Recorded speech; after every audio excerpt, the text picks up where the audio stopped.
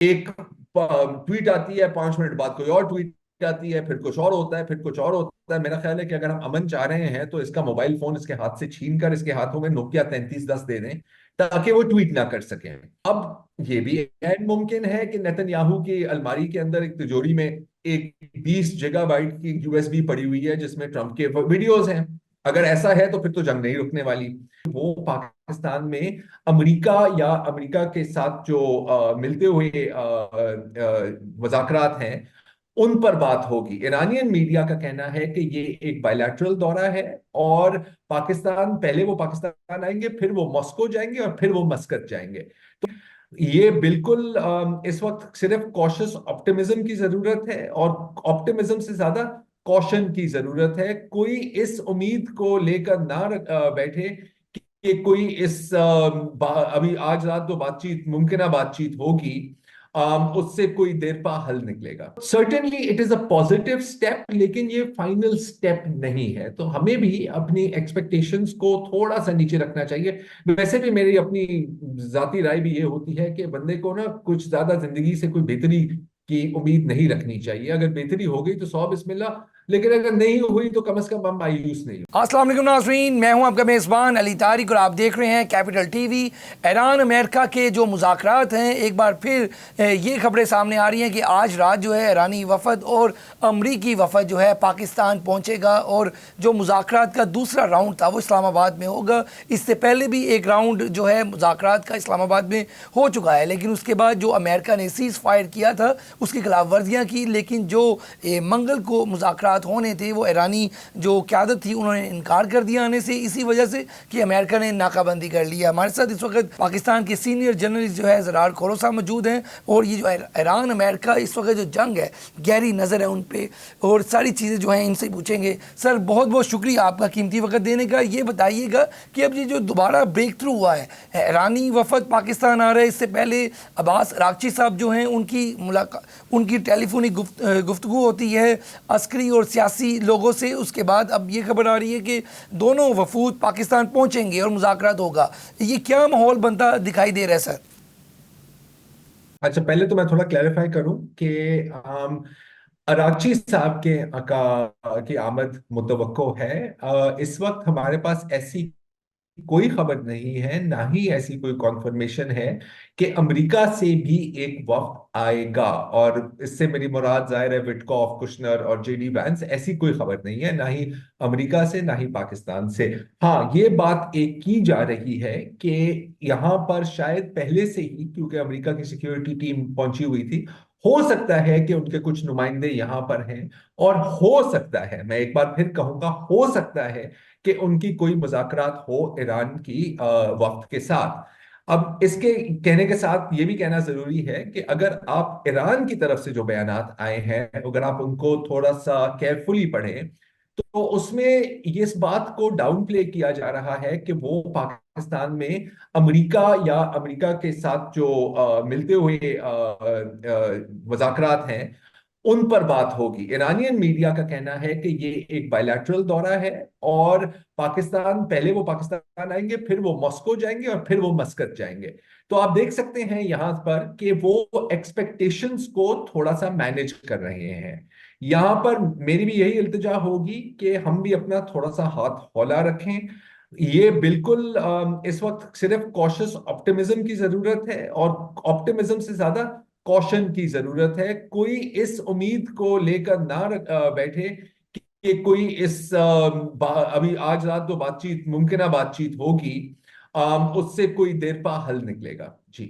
अच्छा अच्छा, राठौर साहब ये बताइएगा कि मान लेते हैं कि चलें वो यहाँ पर आ रहे हैं, लेकिन उससे भी अगर वो यहाँ पर आते हैं तो एक उम्मीद की किरण तो नज़र आ रही है कि अमेरिकन जो हैं उनके कुछ लोग यहाँ पर पहले से मौजूद हैं, और अब्बास अरागची साहब भी आ रहे हैं, आगे उन्होंने जाना भी है मुख्तलिफ और जगहों पे। तो कोई बातचीत हो जाए, कुछ मामला बेहतर हो जाए, क्योंकि एक तरफ अमेरिका ने जो नाकाबंदी की हुई है, ये आप ठीक कह रहे हैं कि ईरान का ये बार बार ये कहना है कि जब तक वो नाकाबंदी अमेरिकन ख़त्म नहीं करेंगे हम इनसे बात नहीं करेंगे। लेकिन अब उनके वज़ीर ख़ारजा यहाँ पर आ रहे हैं, तो क्या इसको हम कह सकते हैं फिर? देखिए, उम्मीद की किरण है, लेकिन सिर्फ किरण ही है। और बादल बहुत घने हैं। आप समझ रहे हैं मेरी बात। जी अभी बहुत मसले मसाइल हैं जिनको हल करना है। ये एक मुलाकात, दो मुलाकात या शायद कई दर्जन मुलाकात में नहीं हल होंगे। देखिए, मैं चाहूंगा कि यार वो आज रात आए और बस हमें आज रात या कल सुबह खबर आई कि जी एक पूरी एक समझौता हो गया है, पीस डील हो गई है। लेकिन ये मेरी उम्मीद है, और अक्सर हकीकत और ख्वाहिशात में बहुत एक बड़ा फर्क होता है। तो certainly it is a positive step, लेकिन ये फाइनल स्टेप नहीं है। तो हमें भी अपनी एक्सपेक्टेशंस को थोड़ा सा नीचे रखना चाहिए। वैसे भी मेरी अपनी जाती राय भी ये होती है कि बंदे को ना कुछ ज्यादा जिंदगी से कोई बेहतरी की उम्मीद नहीं रखनी चाहिए। अगर बेहतरी हो गई तो सौ बिस्मिल्लाह, लेकिन अगर नहीं हुई तो कम से कम हम मायूस नहीं हुई। अच्छा जाहिर कौर साहब, ये बताइएगा, हम ये खबरें सुनते हैं कि अमेरिका भी यही चाहता है कि जंग से बाहर निकला जाए, ईरान भी यही चाहता है कि जंग से बाहर निकला जाए। फिर क्या वजह है, कहाँ पे आके मसाइल आपको लगता है कि होते हैं जहाँ पे दोनों मुल्क चाहते हैं कि जंग से बाहर निकला जाए लेकिन फिर निकल भी नहीं पाते, सीज फायर हो जाता है, फिर मामला ख़राब हो जाते हैं। क्या इसराइली इसकी वजह है? नहीं, इसराइल एक बहुत बड़ी वजह है, जाहिर है। लेकिन पहले जो आपका जो सवाल का पहला हिस्सा था उस पर थोड़ी सी बात करते हैं। ये हम क्यों अज्यूम कर रहे हैं कि अमेरिका जंग रोकना चाह रहा है, और हम ये क्यों अज्यूम कर रहे हैं कि ईरान इस वक्त जंग रोकने के हक में है? क्योंकि मैं अगर कोशिश करूं, पहले ईरान की बात कर लेते हैं। मैं अगर कोशिश करूं कि मैं ईरान के जहन से सोचने की कोशिश करूं, तो पिछली जंग जो ईरान पर मुसल्लत हुई थी वो कब हुई थी? पिछले साल जून जी में, जी जी, पिछले राइट। साल। जून, 12 जून से 24 जून तक 12 दिन की जंग चली थी। एक साल भी नहीं गुजरता और ईरान पर एक और जंग होती है। तो अगर मैं ईरान में बैठा हुआ हूं और अगर मैं उनकी स्ट्रेटेजिक प्लानिंग में शामिल हूं, तो जाहिर है कि मेरी सोच ये होगी कि नहीं बेटा, इस दफा हमने आपको ऐसा सबक सिखाना है कि अगली जंग हफ्तों, महीनों या सालों में ना हो, दहाइयों में हो। कि जब अमेरिका में कोई सोचे भी कि ईरान पर जंग की जाए तो वो एकदम काम उठे, to give them that kind of a lesson. और ये मतलब सिर्फ मेरी राय नहीं है। अगर आप पासदारा ने इनकलाब के बयानात को देखें, अगर आप प्रोफेसर मोहम्मद मरांदी के बयानात को देखें, तो ये बात वाजे है।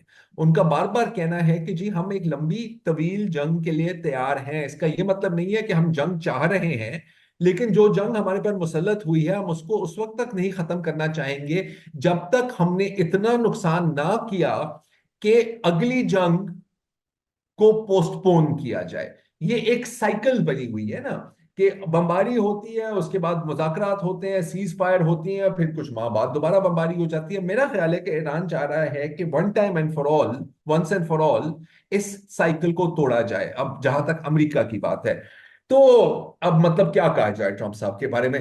एक ट्वीट आती है, 5 मिनट बाद कोई और ट्वीट आती है, फिर कुछ और होता है, फिर कुछ और होता है। मेरा ख्याल है कि अगर हम अमन चाह रहे हैं तो इसका मोबाइल फोन इसके हाथ से छीन कर इसके हाथों में नोकिया 3310 दे दें, ताकि वो ट्वीट ना कर सकें।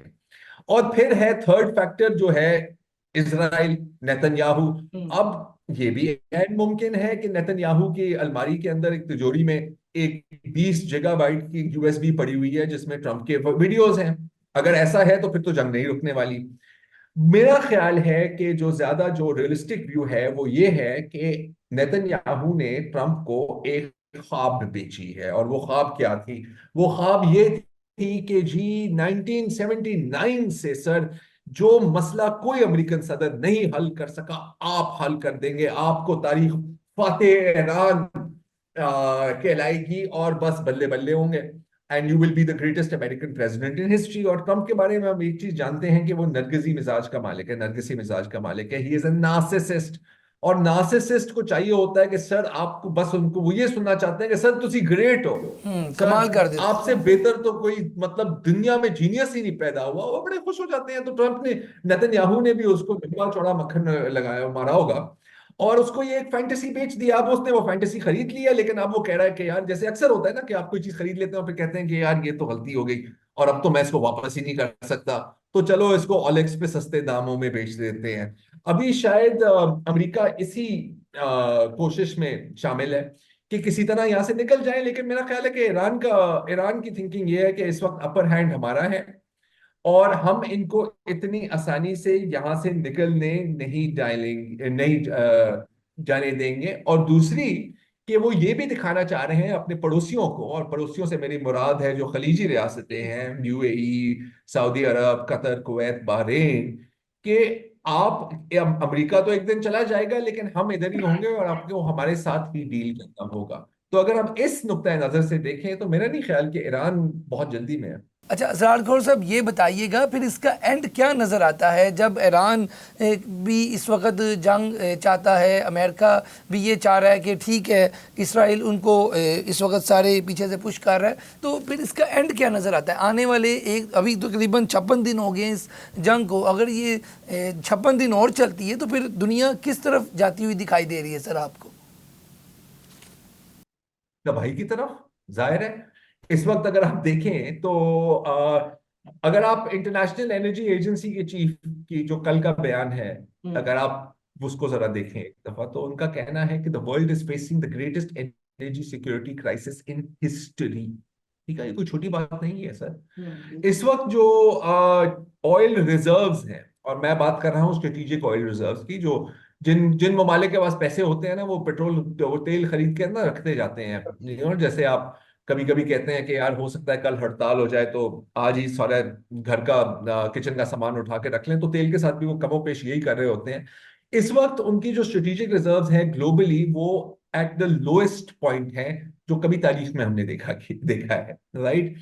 एक और महीना ये जंग चलती है तो फिर आप देखेंगे कि दुनिया की मईशत पर क्या असर पड़ता है। और ईरान की स्ट्रेटेजी यही है ना सर, कि अगर हम डूबेंगे ना तो आप सब हमारे सभी साथ डूबे। डूबेंगे। If we burn, you burn with अस।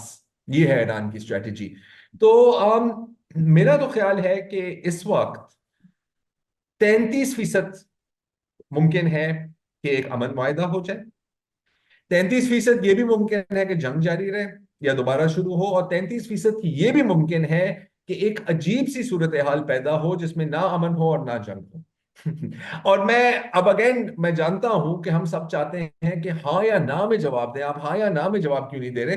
लेकिन इस वक्त जितनी कंफ्यूज्ड और कॉम्प्लिकेटेड सूरत हाल है, अगर कोई आपको कहे कि मैं दिल पे हाथ रख के दावे के साथ आपको कह रहा हूं कि ये होने वाला है या ये होने वाला है, तो वो बंदा या तो पागल है, या तो झूठ बोल रहा है, या शायद वो इमरान रियाज खान है, मुझे नहीं पता। तो इन इन तीनों पॉसिबिलिटीज में से एक बनती है। तो मैं तो यकीनन आपको इस वक्त नहीं कह सकता कि सर ये होने वाला है या ये होने वाला है। हम ज्यादा से ज्यादा एज एनालिस्ट ये कर सकते हैं कि यार ये तीन सिनेरियोस हैं, इनमें से कुछ भी हो सकता है। अच्छा अच्छा, इस सारी सूरत हाल में पाकिस्तान को आप सर कहाँ पे देख रहे हैं? पाकिस्तान ने तो सालसी की कोशिशें की हैं, दोनों को एक बार टेबल पे बिठा भी दिया है, अब दूसरी बार भी सब मतवक्का चलें, ये सारा मामला चल रहा है, तो दूसरी दफ़ा भी ये अगर हो जाता है तो पाकिस्तान को आप कहाँ पे देख रहे हैं? एंड दी एंड फिर पाकिस्तान इसमें क्या करेगा इस सारी जंग में, इस पर कमेंट करते हैं सर। तो खैर है कि हमें वही करना चाहिए जो हम कर रहे हैं। और हमारा बड़ा एक वाजे मौकफ है कि सर हमारा कमरा तैयार है। आ, आ, आप लोग जब भी आना चाहें और बात करना चाहें तो we are most more than ready. और जाहिर है कि देखें, आई मीन हम ये कोई मतलब खिदमत खल्क नहीं कर रहे हैं यहाँ पर। बिल्कुल, अगर अमन होता है तो हमें क्रेडिट जाएगा और दुनिया बच जाएगी शायद। लेकिन this is in our national interest यार। हमारा एक सरहद है हमारी भारत के साथ, एक सरहद है हमारी अफगान तालिबान के साथ, एक सरहद है हमारी ईरान के साथ। तो यार मतलब अगर हमारे इस बराबर में पड़ोस में, हाँ, दीवार के उस तरफ जंग हो रही है, इट अफेक्ट्स अस। दूसरी बात है कि हमारी इकोनॉमी, तकरीबन दुनिया की सारी इकोनॉमीज तेल पर चलती हैं। तो अगर तेल की सप्लाई मुतासिर होती है यहाँ पर, और एक कैलकुलेशन है कि अगर $10 इजाफा होता है तेल की कीमत में, तो $1 बिलियन का खर्चा होता है पाकिस्तान में। और ये तो सिर्फ हम फ्यूल इंपोर्ट की बिल की बात कर रहे हैं। पेट्रोल की कीमत ऊपर जाती है, डीजल की कीमत ऊपर जाती है, आपको पता है कि हर एक चीज की कीमत ऊपर जाती है। दूसरी बात यह है कि हमारी पूरी एनर्जी सिक्योरिटी लिंक्ड है with Saudi Arabia. I mean Saudi Arabia, आप देखें कि अभी भी जो रेड सी पर उनका बंदरगाह है यम्बू, वहां से हमें तेल आ रहा है। तो हमारे मईशत के पहिए, जैसी भी हमारी मईशत का हाल है, वो फिर भी चल रहे हैं। कुछ हमारे लिए इसमें मैं आपको बता सकता हूं कि कुछ हमारे यहाँ सेफ गार्ड्स भी हैं। सेफ गार्ड्स ये हैं कि हमारी जो पावर प्रोडक्शन है, मैं बिजली की बात कर रहा हूं, वो अब इतना डिपेंडेंट नहीं है इंपोर्टेड फ्यूल पर, क्योंकि वो सोलर पे चलती है, हाइडल पे चलती है और न्यूक्लियर पे चलती है। अभी कुछ हफ्ते पहले लोड शेडिंग बहुत हो रही थी इस्लामाबाद में, लाहौर में, मुख्तलिफ इलाकों में। वो अब कुछ हद तक कम इसलिए हो गई है क्योंकि हाइडल आ गई है। हाइडल पावर हमें गर्मियां निकाल देगी। लोड शेडिंग होगी, कोई ऐसा नहीं कह रहा, लेकिन it is not going to be a crisis for us. जिस तरह के फॉर एग्जांपल श्रीलंका में इस वक्त क्राइसिस है। श्रीलंका में 5 फर्टिलाइजर की फैक्ट्रियां हैं, 4 बंद कर दी हैं, एक चल रही है। बाकियों का सारा तेल उन्होंने पावर प्रोडक्शन पे डाल दिया है। अल्लाह का शुक्र है कि अभी तक पाकिस्तान में ये सूरत हाल सामने नहीं आई। अभी फसलें काश्त होंगी, फसलें काश्त करने के लिए आपको फर्टिलाइजर चाहिए। अगेन अल्हम्दुलिल्लाह हम फर्टिलाइजर में तकरीबन खुद कफील है, तो ये मसला नहीं होगा। लेकिन मैं बात कर रहा हूं अभी शॉर्ट टर्म की। Long term nobody knows. Long term पूरी दुनिया पर इंपैक्ट पड़ेगा, जाहिर है पाकिस्तान पर इंपैक्ट पड़ेगा जी। बहुत शुक्रिया ज़रार खोर साहब, आपका कीमती मैं वक्त एक देने चीज का। का इजाफा करना चाह रहा जी हूं जी जी, मैं प्लीज़ तो, सर, प्लीज़। एक चीज का आखिरी बात मैं करना चाह जी रहा हूँ। Please sir, please. पाकिस्तान का किरदार इस वक्त है सालसी और सहूलतकारी, और हमें यहां तक ही महदूद अपने आप को करना चाहिए, क्योंकि इस तरह की सिचुएशन में जब दो ऐसे फरीक हैं जो जानी दुश्मन हैं, ईरान और अमेरिका की इन हुकूमतें जानी दुश्मन हैं, अगर आप एक का मौकफ दूसरे के सामने पेश करते हैं जो हम कर रहे हैं, तो एक यकीनन आप पे इल्जाम उठाया जा सकता है कि सर आप तो इनकी तर्जुमानी कर रहे हैं, आप तो इनकी वकालत कर रहे हैं। तो we are mediating between the parties. हमें खुद पार्टी कतई नहीं बनना चाहिए। नहीं बनना चाहिए, हम बिल्कुल। अगेन हमारा मौकफ फकत इतना होना चाहिए कि सर आपके लिए वेन्यू तैयार है, जब आ आपने जाए आना और हो तो 2 घंटे पहले एक एसएमएस कर दें, हम सड़कें साफ कर देंगे और आपके लिए खाना वाना मंगवा देंगे। बाकी जंग ना पाकिस्तान ने शुरू की है, ना जंग पाकिस्तान रोक सकता है, हम सिर्फ कोशिश ही कर सकते हैं जी। बहुत शुक्रिया ज़रार खोर साहब, आपका कीमती वक्त देने का। नाजरीन, ज़रार खोर साहब अपना तजिया बता रहे थे कि इस वक्त जो पाकिस्तान कोशिश कर रहा है, और यही पाकिस्तान को सूट भी करता है कि पाकिस्तान दोनों ममालिक की इस वक्त जंग कह लें, या इस वक्त जो मामलात हैं उसमें किसी भी किस्म का पार्टी ना बने, बल्कि इस वक्त दोनों को टेबल पे बिठा सकता है। और वो पाकिस्तान ने पहले भी किया और अब दूसरी बार भी कर रहा है, तो ये बड़ी अहम बात है। पूरी दुनिया की नज़रें जो हैं वो इस वक्त इस्लामाबाद पे है, और अच्छी उम्मीद या कह लें उम्मीद की किरण जो है दिखाई दे रही है। तो बहुत बहुत शुक्रिया आपका कीमती वक्त देने का।